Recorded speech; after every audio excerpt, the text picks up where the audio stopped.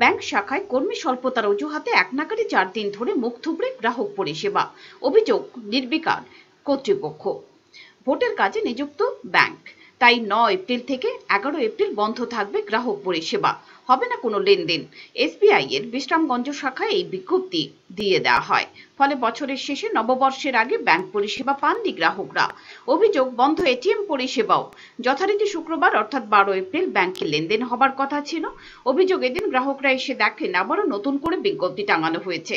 এদিনও পরিষেবা বন্ধ রাখার ঘোষণা দেওয়া হয়। ফলে একনাগাড়ে 4 দিন ব্যাংক পরিষেবা বন্ধ রাখায় গ্রাহকরা ক্ষুব্ধ।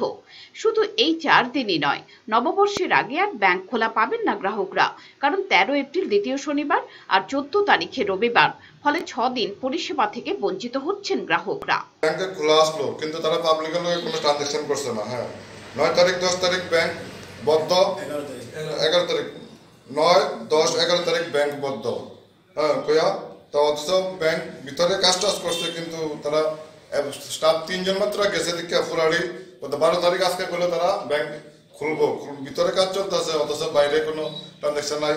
আর একটু প্লাস লগে এটিএমটাও বন্ধ, মানুষ বিরাট একটা হয়রানি হইতেছে। প্লাস সামনের দিন 13 তারিখ 14 তারিখ এমনিতেই ব্যাংকে বদ্ধ, পাবলিক কোনো ট্রানজাকশন করতে পারতেছে না, কিছু করতে পারতেছে না, লেনদেন বাজার ভিতরে চৈত্র মাসের দিন আজকে ব্যাংক খোলা ভিতরে কাজ করতে আছে, অথচ পাবলিক বাইরে যখন জোর হয়েছে তখন তারা কইতেছে যে ব্যাংক আজকে বদ্ধ না। বাইরে একটা একটু আগে আয়া তারা উপরতে আয়া নিচে যখন লোক টুক জোর হয়েছে তখন তারা একটা চৈত্র মাসের শেষে এসবিআই শাখা এভাবে বন্ধ থাকায় জনমনে ক্ষোভ বিরাজ করছে। প্রশ্ন উঠছে কর্তৃপক্ষের উদাসীনতা এবং দায়িত্ব জ্ঞানহীনতা নিয়ে। রিপোর্ট, চ্যানেল দিন রাত।